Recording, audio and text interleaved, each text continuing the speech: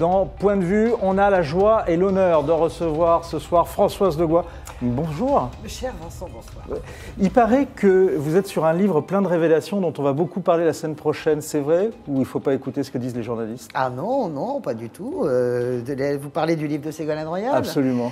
Je ne sais pas du tout ce qu'il y aura dans ce livre. Je ne suis pas sur ce livre. Et de toute façon, si je l'étais, je vous dirais rien. En attendant, on se consolera. On pouvait toujours tenter. On se consolera en lisant les derniers. Oui, ça date bien sûr. Les derniers jours de François Hollande. Il faut imaginer les Sisyphe heureux. Oui, il est très heureux aujourd'hui, je pense. Après, c'était prémonitoire. Voilà, justement, on va en reparler tout à l'heure. Oui.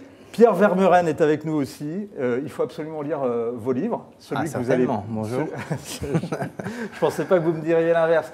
Non seulement celui que vous allez faire paraître à la fin du mois, le 23 octobre, si mes infos sont bonnes, sur les dissidents du Maghreb. Il faut lire également La France en terre d'islam et surtout, de mon point de vue, Le choc des décolonisations. C'est le livre qu'il faut lire pour faire le vrai bilan de la décolonisation. C'est passionnant, c'est édifiant. Un mot d'ailleurs, l'État a condamné à indemniser un harki. Ça vous paraît une bonne mesure, ça, récemment? Il est temps, parce qu'ils sont tous morts bientôt, mais c'est une politique... Oui, je ne sais pas, je n'ai pas suivi ce dossier. Moi, je laisse les spécialistes de la guerre d'Algérie traiter de ces questions, il y en a beaucoup. Mais vous êtes un spécialiste de l'après-guerre d'Algérie. On est quand même sur des périodes très anciennes maintenant, mais c'est bien si ça doit être fait, que ce soit fait maintenant ou jamais.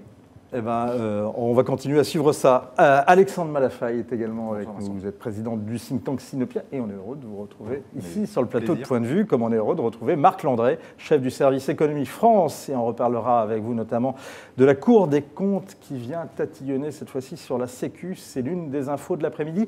L'autre info de la journée, c'est ce qui s'est passé à Colombey-les-Deux-Églises. Ce matin, Emmanuel Macron qui est venu visiter la tombe du fondateur de la Ve République et qui a eu des propos peu amènes, il faut le dire, avec certains habitants de Colombey-les-Deux-Églises. On va y revenir. On va se poser une autre question. Comment va la Ve République 60 ans après? Les politiques ont appris à l'aimer. Pas tellement les Français, puisque 56% avouent qu'ils n'apprécient pas ce régime. Dites-nous si c'est votre cas ou si vous appréciez la Ve République. Dites-nous également si vous avez bien entendu le dernier discours de Gérard Collomb quand il a quitté hier la place Beauvau. On réécoutera le désormais ex-ministre de l'Intérieur et son diagnostic alarmant sur la sécurité des Français. Êtes-vous d'accord? Dites-le nous. En tout cas, vous n'êtes pas rassurés. C'est ce que révèle un sondage Odoxa qui sera publié à partir de ce soir par Le Figaro. Autre question, faut-il plus taxer l'alcool et encadrer les dépenses des médecins de ville? C'est en tout cas le nouveau traitement que préconise la dernière ordonnance de la Cour des comptes pour la Sécu, malgré des comptes en équilibre. Votre avis sur la question? On en débattra avec nos invités, tout comme on reviendra sur les 1 an du mouvement MeToo. A-t-il vraiment changé les comportements? C'est la question qu'on pose sur lefigaro.fr, celle qu'on vous pose et qu'on posera à nos débatteurs. Mais d'abord, direction Colombey-les-Deux-Églises. Alors, on a entendu ce matin Emmanuel Macron rendre hommage au général de Gaulle. Il va également s'exprimer dans les minutes qui viennent devant le Conseil constitutionnel pour dire tout le bien qu'il pense de cette Constitution. Il a commencé à le dire ce matin, mais je voulais vous interroger sur un autre événement qui s'est passé ce matin, puisque Emmanuel Macron a été interpellé par une retraitée et il a déclaré ceci: le petit-fils du général de Gaulle m'a dit tout à l'heure que la règle devant son grand-père était « vous pouvez très librement parler.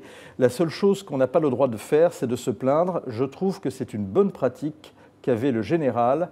Le pays se tiendrait autrement s'il était comme ça, autrement dit, s'il ne fallait pas se plaindre. » Françoise Degois, est-ce que c'est votre avis ou bien c'est ce qu'on appelle désormais une macronade?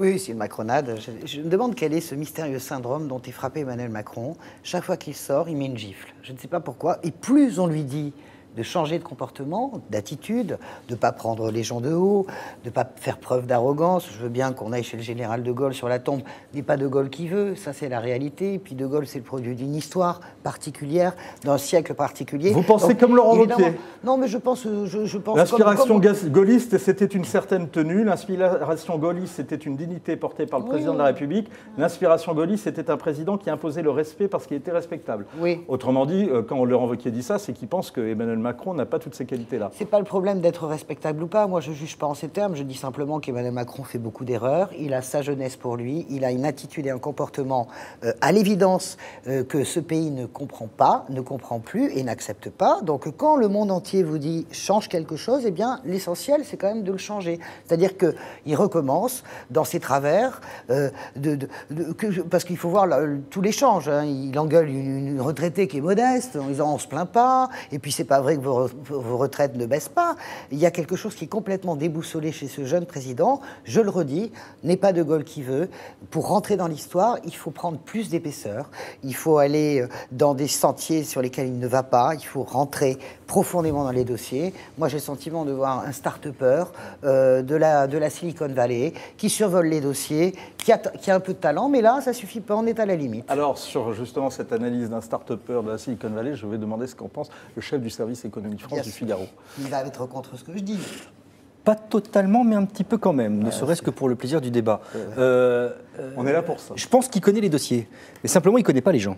Et à défaut de les connaître, il les aime pas. Je pense qu'il ne rentre pas dans les dossiers. Si, parce que je veux dire, factuellement, sur le pouvoir d'achat des retraités ou sur les pensions, elles ne baisseront pas. Elles vont être revalorisées moins que ce qu'elles auraient dû l'être si elles étaient restées indexées par rapport à l'inflation. Donc c'est comme François Hollande, c'est comme Michel Sapin, il ne dit pas d'erreur, il fait des mensonges par omission, ou alors, mais c'est pas, il rentre dans les dossiers, il les connaît techniquement. En revanche, il n'aime pas les gens. Il ne les connaît pas, il les prend de haut, je vous l'accorde, c'est vrai. Et il a une caractéristique, c'est que plus on lui dit d'aller à droite, il ira à gauche.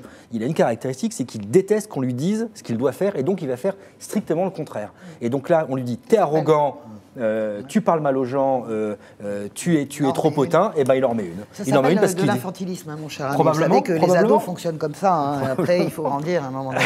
Mais à ceci près, il se trouve que je déjeunais ce midi avec un grand patron, et je lui disais, mais Benalla, la démission de Collomb, est-ce que à l'international, est-ce que ça imprime? Ils ne disent pas du tout. Ce qu'imprime, aujourd'hui, Macron reste adulé à l'étranger parce que c'est un président jeune, c'est un président qui a fait les ordonnances travail, c'est un président qui a fait la réforme de la SNCF, c'est un président qui a modifié l'image de la France à l'international. Le reste, ce ne sont, et même si je pense le contraire, que des péripéties. Pierre Vermeuren, c'est l'image qu'on a à l'étranger, et en particulier dans un monde que vous connaissez bien, qui est le monde arabe, le monde du Maghreb. Vous savez, le monde arabe, le Maghreb, d'abord, ça dépend des pays. Hein. Il y a beaucoup d'opinions qui s'expriment, aussi bien dans la population que parmi les chefs d'État. Non, les gens ne comprennent pas, je pense. Ils sont assez intrigués parce qu'au fond, ils ont été habitués pendant longtemps à avoir non pas des experts, mais des gens qui connaissaient très bien le monde arabe. Ça a été le cas jusqu'à Jacques Chirac. Et depuis, ils ont l'impression d'avoir des gens qui sont au mieux dans une certaine ignorance, au pire sous influence. Et donc, je pense que vous ne parliez pas de ça. Vous parliez des chefs d'État occidentaux, vous parliez des États-Unis, d'un certain nombre de pays. Mais dans le monde arabe, on se dit la France a encore un rôle important dans certains pays. On va essayer d'en tirer profit. Mais les réformes dont parlait... les réformes n'intéressent pas. Les affaires intérieures de la France n'intéressent pas. Ce qui intéresse, c'est la politique que mène la France en Syrie, c'est les relations qu'elle entretient avec les États du Maghreb, avec l'Égypte. Ouais. Mais les réformes intérieures, pourtant, et notamment les réformes libérales, ça n'a aucun... Chacun va oublier ça. Bien sûr. Mais pourtant, vous ne m'empêcherez pas de penser que, par exemple, en Algérie, on scrute tout ce que fait le pouvoir français. Oui, mais ce qui intéresse, c'est les questions relatives à l'islam, les questions relatives à l'immigration. Voilà, ça n'est pas les questions liées au pouvoir d'achat des Français, ça c'est une autre affaire. On est neutre. Alexandre Malafaille. En tout cas, sur la petite phrase d'Emmanuel Macron qui dit « les Français se plaignent trop », j'ai l'impression en fait à longue que c'est Emmanuel Macron qui se plaint des Français. Parce que peut-être qu'il a vraiment du mal, parce qu'à force de les attaquer, de les mettre en question, ça veut dire qu'il ne les comprend pas. Mais il ne les comprend pas parce qu'en fait, Emmanuel Macron n'a jamais été un chef. C'est la première fois qu'il est chef. Là, en plus, il est super chef. Et il fait ce que font les mauvais chefs, il chef. Voilà.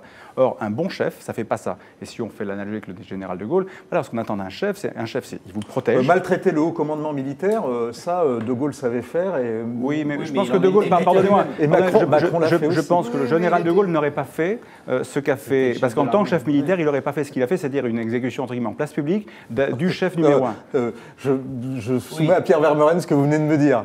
Oui, mais on peut refaire l'histoire et la faire parler, mais on sait d'où on vient et on sait aussi ce qui s'est passé. Voilà, on peut refaire l'histoire. Mais je veux dire, je m'intéresse quand même au rôle du chef, un vrai chef.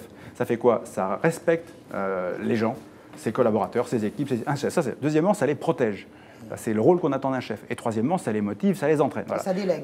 Et après, bien sûr, ça délègue. Voilà. Et ensuite, ce que je voudrais rajouter, c'est que moi, je crois qu'Emmanuel Macron, c'est le chantre du nouveau monde, il est exactement dans le piège des anciens. Et avec cette espèce d'illusion dans laquelle on entretient les Français du président de la République star. Et alors, avec ce sentiment incroyable qui est de dire, voilà, sous prétexte que je parle avec des Français, je touche des Français, eh bien, en fait, j'embrasse des enfants, eh bien, ça veut dire que je parle aux Français, je suis en lien avec tous les Français. Et c'est pas vrai. Je pense que ça, c'est une illusion. Et je pense qu'au XXIe siècle, on attend autre chose. Et que faire de la politique autrement, c'est pas, voilà, faire du tactile et faire de la fausse empathie. D'abord, je voudrais dire une chose sur ce que ressentent les chefs d'entreprise. C'est pas du tout vrai. La somme de papier qui arrive depuis 15 jours de l'ensemble des journaux européens, y compris des journaux allemands, sur que se passe-t-il avec Macron, on comprend plus rien. L'image de Macron à l'étranger, elle commence à s'abîmer. Les États-Unis, au mieux, ça va peine qui sait. Demandez dans l'Arkansas de situer Paris, la France, vous verrez. Par contre, tous les diplomates sont unanimes. Mais c'est les diplomates, mais c'est normal. C'est la Trump France. estime Macron. Mais oui, He's a winner. c'est autre chose. Mais les investisseurs, encore une fois, soyons dans le réel. Il est détesté en Italie, il n'est pas aimé en Espagne, il commence à être mal jugé en Allemagne, Emmanuel Macron. Donc, après les investisseurs, j'attends les résultats. Vous savez, la Macronie se porterait mieux s'il y avait des résultats. La réalité, c'est que pour le moment, il n'y a strictement aucun résultat probant. Le maximum des investissements, vous savez bien, des investissements étrangers, ça s'est fait aussi sous le mandat de Hollande en 2016. Donc, il n'y a pas cette idée que nouveau monde, que Macron, ça valait tant aussi de PIB, de pouvoir d'achat par sa personnalité, ça marche pas. On va revenir sur Macron et la Ve République, puisque c'est le thème du débat. Je voudrais vous soumettre... Nous, on va parler d'autre chose. Oui, mais ça, vous répondez à ma question d'abord, même si vous êtes comme Georges Marchais, vous arrivez avec vos réponses. C'est un chef. Voilà, donc ce plateau sera tenu pour l'instant. Et justement, il y a quelqu'un qui a souvent protesté contre le caractère antidémocratique, ou en tous les cas un peu trop autoritaire de la Ve République. C'est notre ami, le constitutionnaliste Olivier Duhamel, notre ami, puisqu'il est souvent à votre place. Et il a été longtemps partisan de la VIe République. Et on lui a demandé l'autre jour, dans le cadre d'une émission qu'on a fait et qui est à retrouver sur Figaro.fr, sur la Ve République, est-ce qu'il serait aujourd'hui pour encore une VIe République? Est-ce qu'il pensait, le bilan qu'il tirait des institutions? Je vous propose de l'écouter. Dans l'idéal, je suis partisan d'une VIe République, d'une République primo-ministérielle, d'un Premier ministre qui dirige le gouvernement et qui est responsable. En France, c'est impossible de passer à un régime de ce type. Il faudrait une révolution, ce qui n'est pas souhaitable. C'est impossible parce que les Français adorent l'élection présidentielle et parce qu'on n'imagine pas un président de la République disant « je viens d'être élu, mais c'est très très mauvais ce système, il faut tout changer ». Il y a beaucoup d'efforts de démocratisation à réaliser encore. On a une Assemblée nationale qui est quand même très peu représentative, non seulement politiquement, mais même socialement. On a une trop faible autonomie des ministres. Il y a des progrès à faire pour que ce présidentialisme soit pleinement démocratique, mais globalement, je maintiens un bon anniversaire et je dis, c'est pas parce que tu es vieille que tu ne dois pas t'améliorer. Pierre Vermeuren, la Ve République, au moins, elle a eu le mérite également de résister à un premier choc, c'est celui de la décolonisation. Et de la crise. Oui, elle en est même née. Elle en est même née. Mais vous savez, entre le régime des années 50 ou fin 50, début des 60 et le régime aujourd'hui, on dirait qu'on a déjà changé de république en réalité. On a gardé le bouclier institutionnel, mais quel rapport entre la pratique présidentielle et gouvernementale des gouvernements actuels et celle de De Gaulle dans les années 60? On a déjà changé. Alors c'est peut-être 5,5, ou la prochaine sera peut-être la 7e, on est déjà dans la 6e. Parce que quand vous voyez un président qui descend comme ça, qui parle, qui échange, avec des propos assez désobligeants, vous parliez tout à l'heure des retraités, mais quand on sait qu'un retraité sur deux vit avec moins de 1 000 euros, je ne sais pas moi si nos gouvernants savent ce que ça veut dire de vivre avec 1 000 euros, et c'est le cas de millions de gens en France. Franchement, il y avait peut-être déjà cette pauvreté dans les années 60, mais il y avait plus de dignité, il y avait plus d'attention à l'autre. On était dans les 30 glorieuses. Justement, je voulais vous soumettre les résultats du sondage qui a été fait par Odoxa pour le Figaro, juste à l'occasion du 60e anniversaire de la Ve République. Et on voit que 56% des Français sont peu attachés à ce régime. Quand on regarde dans le détail, ce qui est très intéressant, c'est qu'on voit par exemple que c'est notamment chez les partisans du Rassemblement national, et on relie ça au fait qu'il n'y a pas la proportionnelle. Est-ce que vous pensez qu'aujourd'hui, pour justement la rendre plus démocratique, il faudrait instaurer la proportionnelle, Françoise ? Une dose de proportionnelle. Je pense que tout est lié là. C'est très bien qu'on tombe de ce 60e anniversaire de la Constitution. Il se passe ce qui s'est passé également pour François Hollande avec Emmanuel Macron.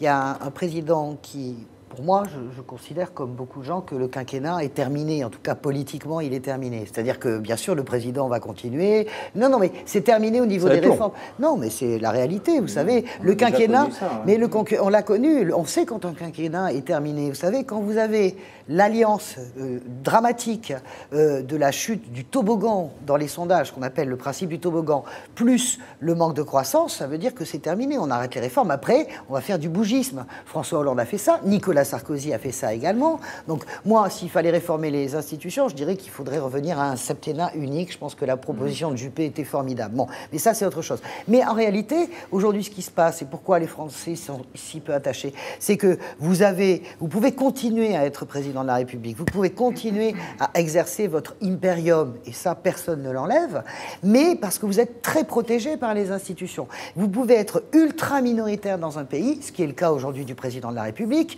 très vite, ce qui a été le cas de François Hollande, ce qui a été également le cas de Nicolas Sarkozy, mais continuer finalement à gouverner et à imposer pendant 4 ans, 5 ans les choses. C'est là que ça ne va pas. C'est là que je pense que les Français disent, écoutez, on en a marre de ce roi président. Et c'est ce qui a notamment sauvé à un moment, à la fin de son premier septennat, François Mitterrand, entre 1986 et 88. Et le chiffre étonnant, la révélation étonnante, en tous les cas de mon point de vue de ce sondage, c'est que l'ancien président est considéré comme le meilleur de ces 40 dernières années. Et comme l'a noté quelqu'un d'assez cruel, ce n'est pas la prime à l'ancienneté, puisque vous voyez, Valéry Giscard d'Estaing arrive au beau milieu, donc c'est pas la prime à l'âge.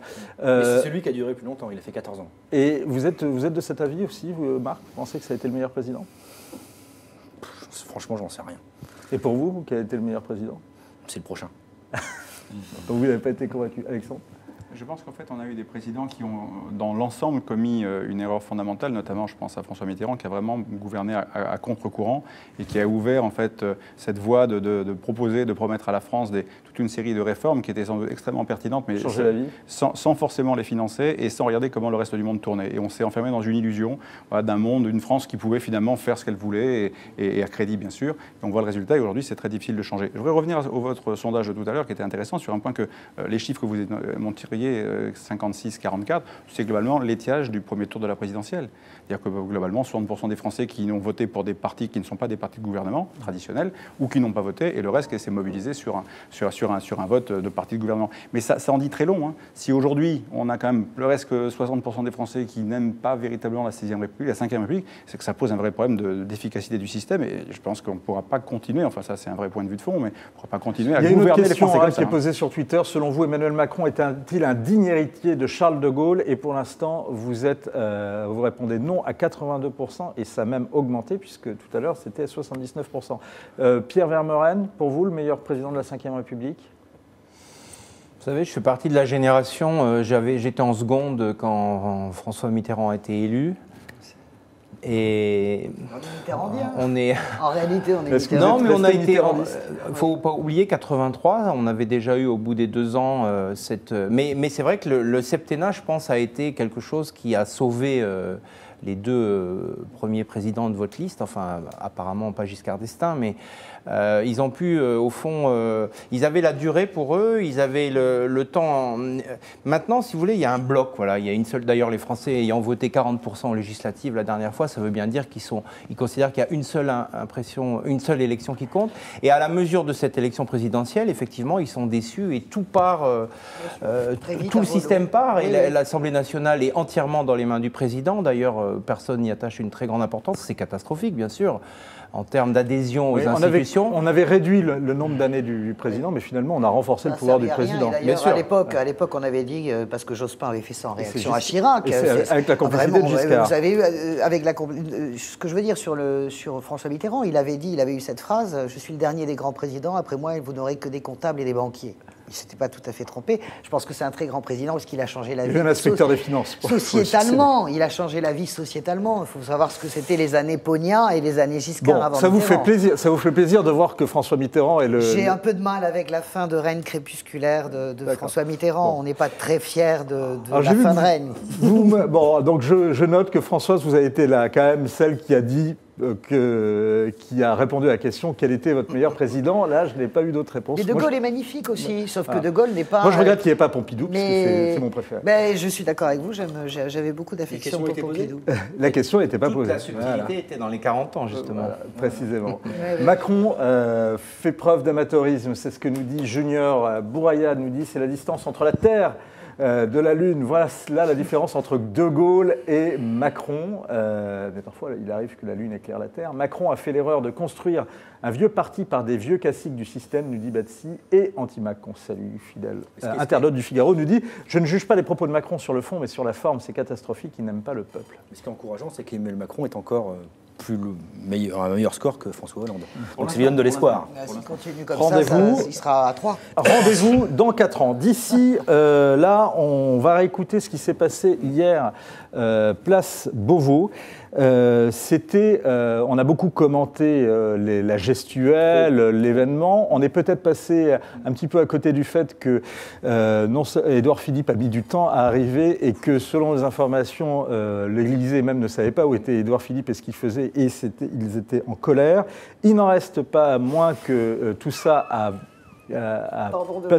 passé. Non, mais vous me déconcentrez du coup.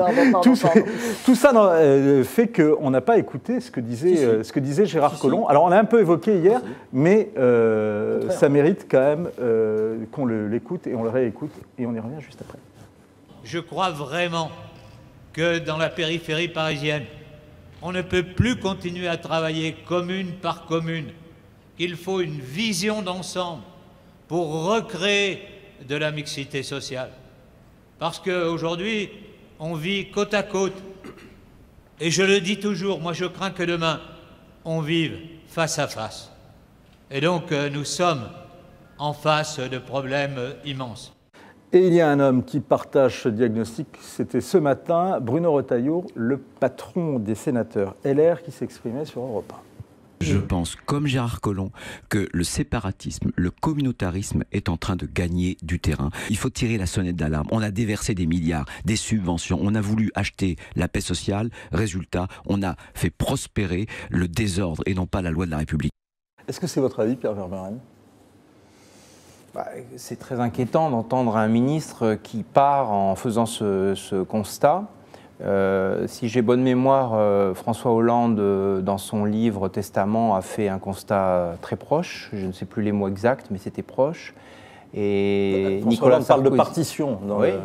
C'est ça. Hein. Dans le livre, non pas de Testament, mais dans le livre de nos confrères. Nicolas Sarkozy avait déjà fait ce constat d'une autre manière dans sa campagne présidentielle. Et finalement, on voit que 12 ans après, à peu près, ce travail de désagrégation sociale se perpétue et le ministre de l'Intérieur qui fait ce constat quitte le gouvernement sur ses propos. Alors qu'il était quelqu'un de très proche, le prochain sera forcément moins proche a priori du président de la République, donc il va encore pouvoir agir moins. Donc je comprends qu'il y ait lieu d'être très inquiet, ou alors il est mieux informé que nous, a priori. On entend parler, nous, de faits divers, on entend parler d'actes terroristes qui sont reclassés en faits divers, on n'arrive pas à faire la part des choses, on n'arrive pas à avoir une vision globale. On sent bien que les choses... nous, ce dont on peut juger, c'est que dans les transports en commun, dans les villes, sur les trottoirs, on voit bien qu'il y a une dégradation de l'esprit collectif, ça on le voit. Après, les affaires criminelles, on n'est pas en état de juger, mais il est évident qu'il se passe quand même des choses très inquiétantes. Si le ministre de l'Intérieur lui-même le dit, on est obligé d'être en accord. C'est difficile c'est pas bien de citer la concurrence, mais c'est ce que disent nos confrères du Point avec leur numéro qui est consacré à ce qu'ils appellent les sagouins. Mais on est impressionné de voir la montée de ce que Chevènement appelait l'incivilité. Françoise de Gois, François Hollande, puisqu'on parlait de lui, donc il évoque le risque. Ce qu'il faut éviter, c'est la partition. De mémoire, c'est ce qu'il dit dans le livre « Un président ne devrait pas dire ça ». En tout cas, ce qu'il dit ce matin, c'est qu'on ne peut pas laisser l'intérim pour des questions de sécurité. Oui, alors moi, je voudrais quand même revenir. Je ne suis pas soupçonnable de défendre Emmanuel Macron, mais quand même à sa décharge, avoir un tel ministre de l'Intérieur, c'est très bien que Gérard Collomb s'en aille. Mais la façon... C'est lui qui l'a choisi. Il était très proche. Il l'a choisi parce qu'à un moment donné, comme on donne un vieux grognard, on lui donne ce très beau poste, où il a été inexistant. Il a strictement quasiment rien fait, Gérard Collomb. Vous savez que... Il était très présent à Lyon. Oui, alors voilà, il est très présent à Lyon. Non, ministre de l'Intérieur à l'extérieur. La réalité, c'est que je trouve ça assez rocambolesque et irresponsable de la part du ministre de l'Intérieur, quelle que soit son amertume, parce qu'on sent bien qu'on est quand même dans une rupture quasiment affective avec Emmanuel Macron. Hein. T'as pas été loyal, toi non plus, voilà, je m'en vais. Je trouve ça détestable, sur le perron de Beauvau, de faire ce type de constat à l'emporte-pièce. Plus, on vit à côté, on va se retrouver face à face. Qu'est-ce que ça veut dire? Mais qu'est-ce que ça veut dire? Tu trouves que c'était un peu désinvolte? Je trouve ça d'une nonchalance, d'une désinvolture et surtout d'une forme de perversion. Je vais loin dans ce que je dis. Je trouve ça très pervers. D'abord, oui, mais c'est pervers. Comment vous qualifiez ça autrement? Voilà quelqu'un qui, depuis 1 an et demi, est aux affaires. La France, elle s'est relevée, elle s'est quand même tenue debout ensemble en 2015. On s'est tous tenus. On vit, les Français vivent avec cette idée que le terrorisme existe, etc. Ils vivent avec, effectivement, ces sauvageons dont parlait Chevènement, au jour le jour, ces incivilités qui... Bon, ils se tiennent... Je crois que les incivilités, c'était Jospin. Non, mais non, les sauvageons, c'est Chevènement. Ils se tiennent ensemble. La France se tient debout, quand même. Enfin, on est un peuple super raisonnable, bien plus que ceux qui nous gouvernent souvent. Et voilà Gérard Collomb qui, en partant, nous dit « Allez, ciao, hein, j'ai un cadeau pour vous. Vous savez quoi? C'est le feu, ça va bientôt être le feu. » C'est insupportable, inacceptable. Ce qui est encore plus inacceptable, c'est que pendant 1 an et demi, il a géré ça. Qu'a-t-il fait? Nocé. L'expert des questions de sécurité sur ce plateau s'appelle Alexandre Malafaye. Expert, non, pas forcément, mais en tout cas observateur, on a travaillé sur ces questions. Non mais je crois que Gérard Collomb dit quelque chose d'extrêmement intéressant. On peut rapprocher d'ailleurs son testament, si je puis dire, à celui dans un autre registre qu'a fait Nicolas Hulot. C'est-à-dire que véritablement, on est face à des gens qui partent des affaires, pour des raisons diverses et variées, on peut les commenter, mais qui disent quelque chose d'extrêmement profond et qui dressent un constat très préoccupant. Et il y en a d'autres qu'on pourrait aborder. Des problèmes immenses, par exemple? Vous prenez toutes les problématiques de démographie à l'échelle planétaire, bien sûr le climat, bien sûr l'endettement national, bien sûr l'Europe. Non, mais attendez, les problèmes de quartier, la République qui ne passe plus, le communautarisme, l'islamisme rampant qu'on n'arrive vraiment pas encore à arrêter. Enfin, on peut les prendre les uns après les autres. Tout n'est pas négatif. Hein. L'intégration française qui ne marche pas très bien, le fait que l'état d'esprit national, quand on veut parler simplement d'identité ou de dire qu'est-ce qui fait corps, qu'est-ce qui fait nation, parler simplement du drapeau bleu, blanc, rouge, c'est compliqué. Enfin, tout ça fait qu'on a un problème de fond majeur, d'unité nationale, de capacité à nous mobiliser. Alors, de temps en temps, il y a des phénomènes de résilience quand il se passe ça ou ça, parce qu'on fait un peu solidarité, mais c'est quand même très compliqué. Non, pardon, François, je crois qu'on est notre nation, elle est très fragile, elle est fracturée de multiples manières, et qu'on est dans une période où, en fait, vous savez, en fait, le problème, c'est qu'on est sur la défensive.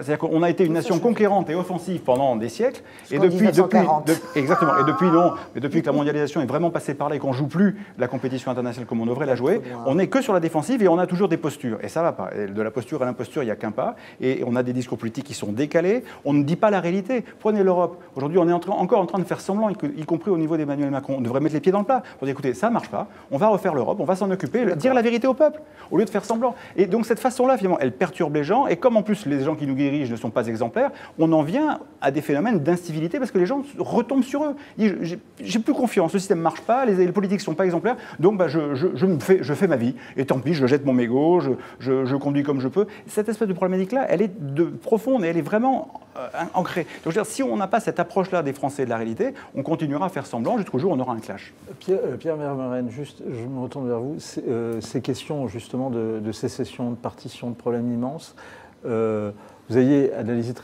avec beaucoup d'acuité les attentats de Bruxelles. Est-ce que justement tout le communautarisme qu'il y a peut accélérer ce phénomène Vous savez, il y a quelque chose qui est très simple, qui s'appelle le trafic de drogue, qui est le principal trafic organisé c'est ce qu'on appelle l'économie des cités. On minimise, on dit que ce chiffre, ça concerne 1 milliard ou 2 milliards d'euros. En réalité, ça concerne beaucoup plus. C'est une activité qui rémunère et qui fait vivre, d'ailleurs de manière directe ou indirecte, probablement des millions de personnes, à la fois ici et au Maghreb notamment. Cette activité, elle se déploie. On en parle, c'est un marronnier, tiens, on va légaliser, et puis l'année d'après, on recommence le sujet. C'est une sorte de jeu médiatique, mais la gangrène qu'elle entraîne dans la jeunesse, parce que les jeunes garçons de nombreux quartiers, au fond, entre eux, travailler péniblement 10 ans à l'école. Et ça entraîne une ambiance de sécession et de réorganisation. Si vous voulez, on a l'impression souvent que les cités qui ne bougent pas, ou dans lesquelles il y a peu de délinquance, sont des cités qui sont bien tenues. Mais elles sont tenues par qui? Elles sont tenues par les trafiquants qui maintiennent l'ordre. Ils le font. Il le dit. Oui, bien sûr, il est bien placé pour le savoir. L'ordre est maintenu. Et tout le monde le sait, et les choses continuent. Mais on peut vraiment se demander jusqu'à quand? C'est grave. Exactement ce que dit un de nos internautes, Elan, qui dit ils font tous le constat et ne font tous rien. Bravo, c'est une ironie, bien sûr. Marc, pourtant, quand même, du temps de Collomb, les moyens pour l'intérieur ont augmenté. Comme ils avaient augmenté sous François Hollande, après avoir diminué facialement sous Nicolas Sarkozy, qui avait diminué le nombre de personnes, enfin de fonctionnaires de police.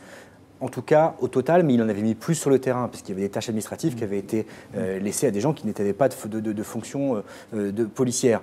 Oui, les moyens ont augmenté, mais ce qui a été très surprenant hier, moi je l'ai écouté son discours et j'ai vraiment écouté le fond du discours, pas uniquement le jeu sur la montre, le fait qu'il poireautait les bras croisés, que Édouard Philippe, il prenait le temps, on s'en fout, c'est l'écume, c'est l'écume politique. Sur le fond, quand il dit que les narcotrafiquants ont pris le pas sur la République dans les quartiers, quand il parle d'une gestion non maîtrisée de la masse salariale des effectifs de police, du ministère de l'Intérieur, c'est flippant. C'est flippant. C'est flippant de la part d'un homme qui a été chargé de la sécurité des Français, effectivement, pendant un an et demi, et dont ses supérieurs nous disent que, vous inquiétez pas, la situation est gérée. Cette inquiétude est à retrouver d'ailleurs sur le Figaro.fr, c'est le sondage, le thème du sondage Odoxa fait pour le Figaro et France Info, et qui est à retrouver dès ce soir sur le Figaro.fr. Oui, juste la parole à... C'est juste pour compléter ce que disait Marc Landais très justement, le budget du ministère de l'Intérieur, 91% c'est masse salariale. Voilà, donc il reste 9% pour faire le reste, avec des commissariats, des moyens, des problématiques technologiques. Enfin, voilà, tant qu'on n'aura pas réglé cette question-là aussi, et peut-être revu les cartes police, gendarmerie, enfin, tout refonder et peut-être créer un continuum davantage, parce que si on n'a pas de bonne police, si on n'a pas de bonne justice, enfin tout ça, et vice-versa. Donc voilà, il y a des sujets majeurs, ils sont pour l'instant, on les survole. Hein. Là, je voulais dire que par rapport à Gérard Collomb, si on revient sur le plan politique, donc on est tous d'accord sur la gravité du constat, et on se demande, mais sur le plan politique, vous savez, Lyon, Gérard Collomb, il n'est pas attendu à Lyon. Hein, soyons très clairs. Gérard Collomb, il va être en difficulté. Il a besoin de revenir. Et vous savez, Lyon se construit toujours contre la capitale. Donc, je vous fiche mon billet que dans les quelques jours qui viennent, on va avoir du Collomb non-stop qui va taper et qui va se dissocier de plus en plus, si vous voulez, de Emmanuel Macron. Et c'est en ça que je dis qu'il y a une double irresponsabilité des Gérard Collomb. La première, c'est entendre le ministre de l'Intérieur nous raconter ses salades pendant 3 minutes sur un perron, qui sont vraies ou fausses, mais qui font quand même flipper à peu près tout le monde, parce que nous, on n'est même pas les spécialistes de la spécialité, on est assez protégés. Mais imaginez les gens qui regardent ça dans leur ville de 15 000 habitants, vous avez des petites infractions au quotidien, ces incivilités. Voilà, et en plus de ça, il va utiliser ça, en plus de ça, bientôt il va nous faire croire qu'il part parce qu'il n'avait pas les moyens de sa politique. Et là, moi, je refuse de tomber dans le cinéma de Gérard Collomb. Pardonnez-moi, c'est dur, mais j'ai pas envie d'entendre Gérard Collomb nous dire qu'il part parce qu'il n'a pas eu les moyens de sa politique. Ça, c'est pas vrai. C'est Chicago et qu'il augmente les forces de l'ordre de quelques hommes. Soit c'est Chicago, soit c'est pas Chicago. Voilà, on sait très bien ce qu'est Grenoble, il sait très bien ce que sont les quartiers de Lyon. Vous disiez qu'à Grenoble, il y a des problèmes qui sont supérieurs au reste du pays ?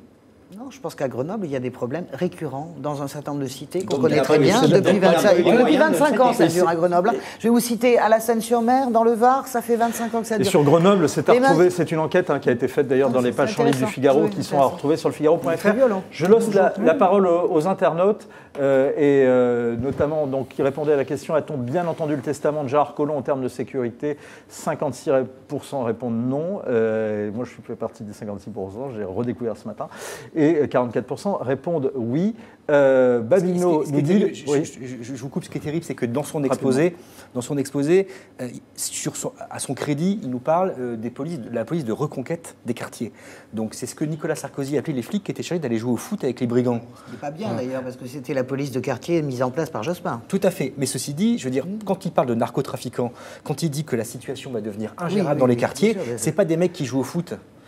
Dont on a besoin. Je veux dire, à la limite, après, vous demandez aux Français, ils vous disent c'est l'armée qu'il faut envoyer dans les quartiers. À Grenoble, c'est pas des mecs qui jouent au foot. Bien sûr. Voilà.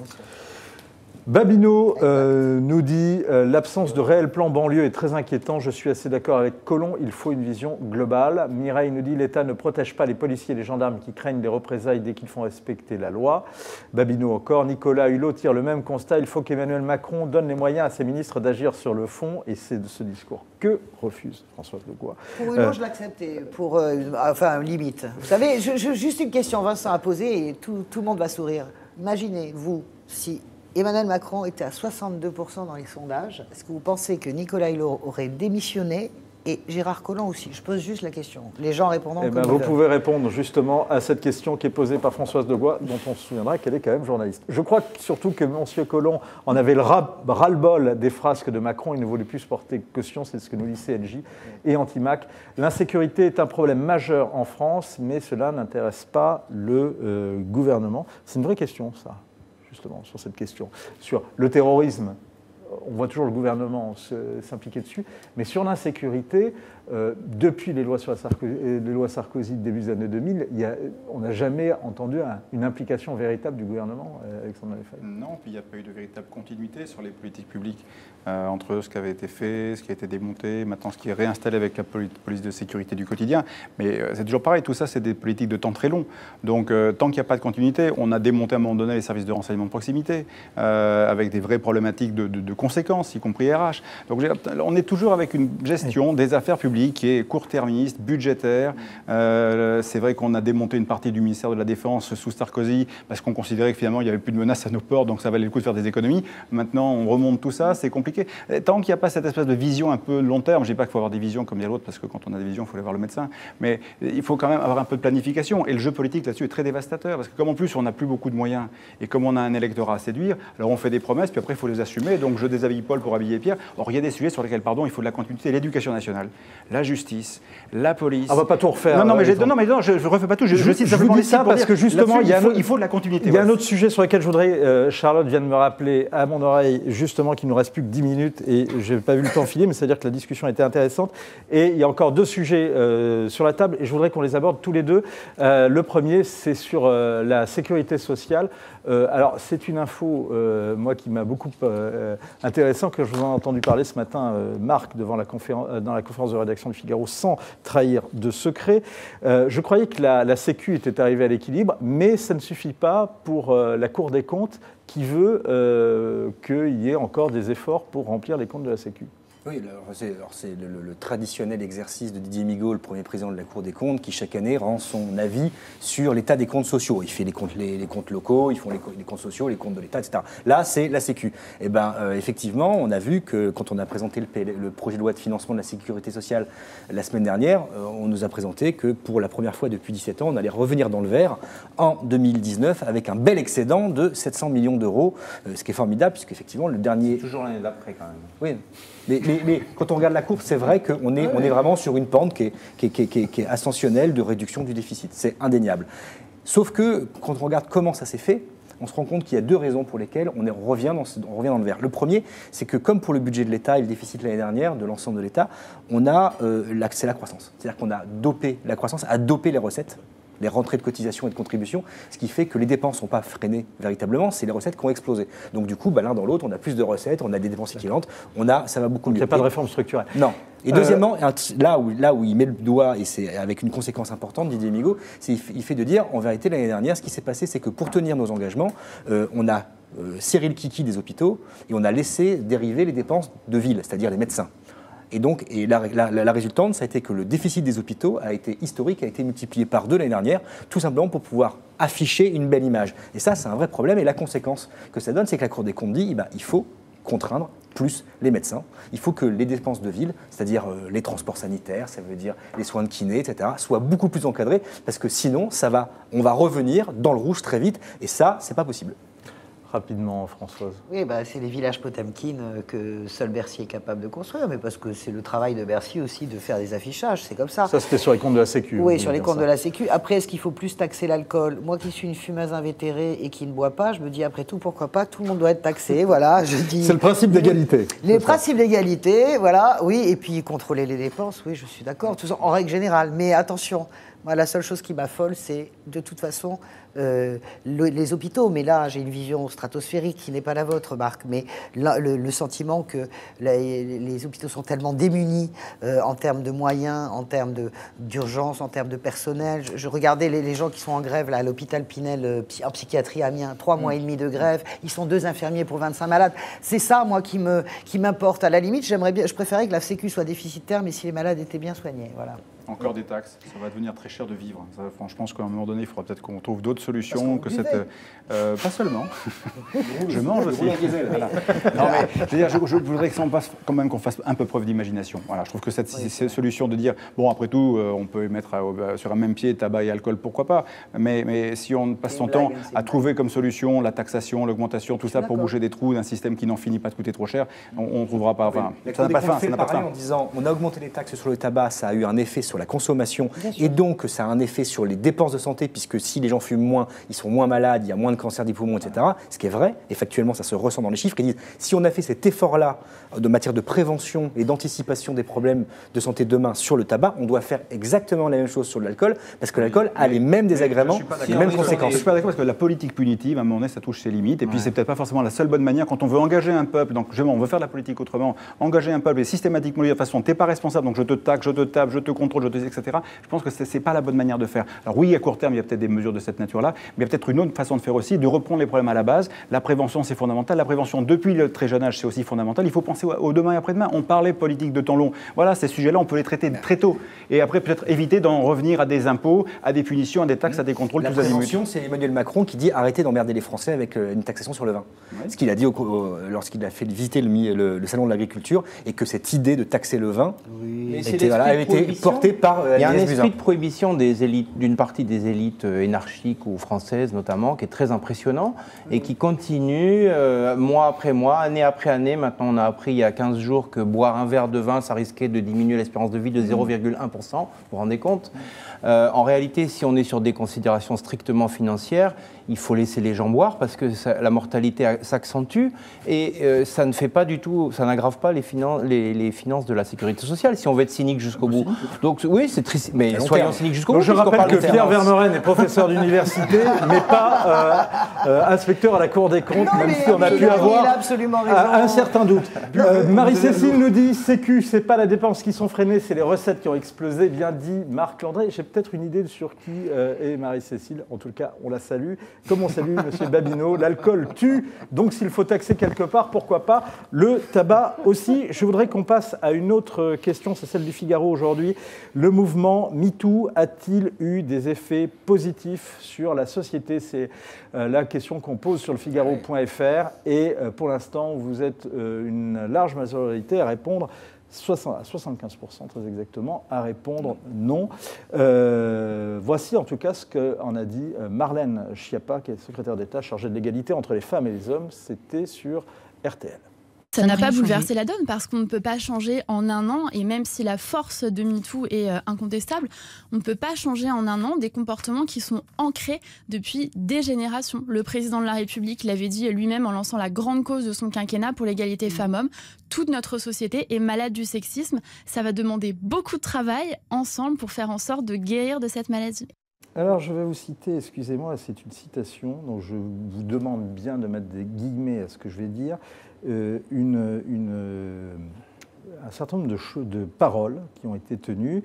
Je cite, c'est donc « On verra comment tu fais la belle avec une jambe cassée, on verra comment tu suces quand je te déboîterai la mâchoire, t'es juste une truie, tu mérites ta place à l'abattoir, t'es juste un démon déguisé en femme, je veux te voir briser en larmes, je veux te voir rendre l'âme, je veux te voir retourner brûler dans les flammes ». L'auteur de ces paroles a reçu 3 victoires de la musique, c'était en février dernier.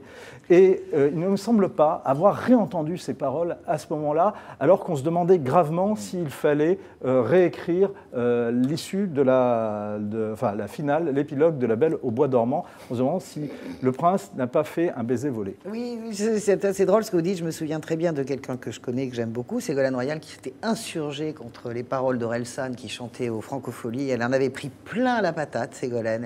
Il a été condamné, hein, il a été condamné en première instance, et puis la Cour d'appel de Versailles en février 2016. Il faut avancer sur les combats, et moi je trouve que Orelsan a changé, il a fait aussi son mea culpa. Je veux dire par là que le combat MeToo, alors il y a des gens qui pensent beaucoup, apparemment, moi je pense que c'est formidable, ça a libéré complètement la parole, ça a permis aux gens de s'exprimer, c'est un mouvement planétaire. Je lisais qu'aujourd'hui, là, parce que c'est l'anniversaire, je lisais que il y a même en Chine maintenant, les Chinois, pourtant société fermée, étriquée, se sont emparés de MeToo pour parler, pour dénoncer. Vous avez des milliers de plaintes qui ont été déposées.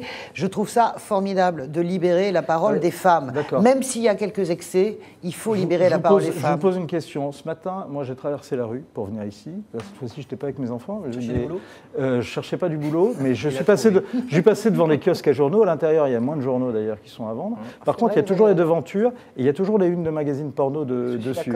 Donc, on a balancé le porc et la porcherie, elle, ça n'a pas changé. Vous avez absolument raison. Ce qu'a produit contre elle, la pornographie est encore légale. Non, mais il a raison de dire ça. Ça procède d'un tout. Moi, je salue Vincent, le féministe. Ça procède d'un tout. Même moi, je suis très heurtée quand je vois ça. Mais en même temps, voilà, on est quand même dans un pays de liberté. Donc, Orelsan a le droit de chanter ce qu'il chante. Après, c'est la justice qui s'en mêle.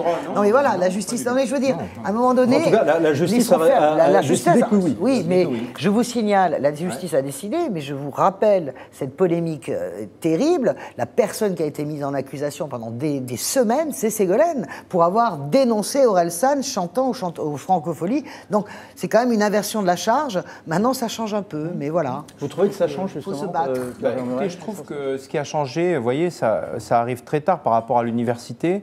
Quand on entend ce qui se passait dans les universités il n'y a pas si longtemps, dans les années 70-80, et que c'est la féminisation qui a changé les choses. C'est-à-dire que ce qui se passait en termes de... Bon, n'employons pas le mot droit de cuissage, mais ça y ressemble fort. Je pense que c'est quelque chose de résiduel parce qu'il y a eu un rééquilibrage, notamment parmi les enseignants, parmi les étudiants aussi, mais parmi les enseignants, c'était un monde d'hommes. Et donc, c'était un monde qui avait ses privilèges et il y a un certain nombre de personnes en ont abusé, encore une fois, d'après beaucoup de témoignages. Et aujourd'hui, il me semble, il ne faut pas être trop naïf, mais il me semble qu'il y a eu un certain équilibre et que les équipes, la mixité, ont arrangé les choses d'une manière importante, au moins dans ce secteur. Après, le showbiz, parce que ça, si vous voulez, on parle du milieu du cinéma, on parle de milieu très particulier quand on parle de l'affaire MeToo. Après, la société, elle est soumise à des vents. Le vent des burqas qui souffrent d'Arabie Saoudite et le vent de la pornographie qui souffrent d'Amérique ne m'ont pas l'air d'améliorer la situation d'ensemble. Si on s'intéresse à l'image des femmes... C'est un féminisme, non non, mais si on s'intéresse à la manière dont un petit garçon aujourd'hui, un petit garçon de 10 ans aujourd'hui découvre les femmes et la sexualité à travers la pornographie, je vous laisse deviner quel est son ce livre là, qui s'appelle image. Le porc émissaire qu'on vous recommande et qui est aux éditions du Cerf, c'est 9 ans. D'ailleurs, voilà. La dernière nouvelle. Alexandre ? En tout cas, je ne sais pas qui est cet Orelsan, mais en tout cas, je peux vous dire que je lui témoigne mon plus profond mépris, pour ne pas dire autre chose, parce que ça, c'est insupportable à tous les égards. Maintenant, pour en revenir à la question de fond, je reviens vraiment à la logique du temps long, la problématique du temps long, qui est quand on fait une société, quand on bâtit un pays. Ça fait 5000 ans qu'on attend, on a encore un peu de temps. Oui, non, mais je suis d'accord, mais simplement revenons à ce qu'avait proposé M. Blanquer quand il est arrivé. Et il a dit un projet simple que j'ai trouvé vraiment pertinent, lire, écrire, compter, respecter autrui.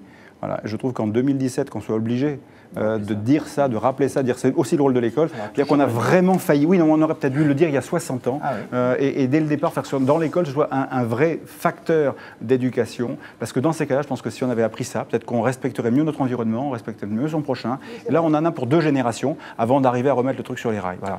On continuera, le débat d'ailleurs continue dans les colonnes du Figaro et dans les pages débat au milieu. Mais pardon Marc, mais en plus je sais que vous avez beaucoup de choses à dire, notamment sur la pornographie, où vous avez tenu des propos très forts. Oui, j'étais là, à cette place, effectivement. Un dernier mot pour vous. Ça a changé la société, ça a changé le rapport des hommes aux femmes.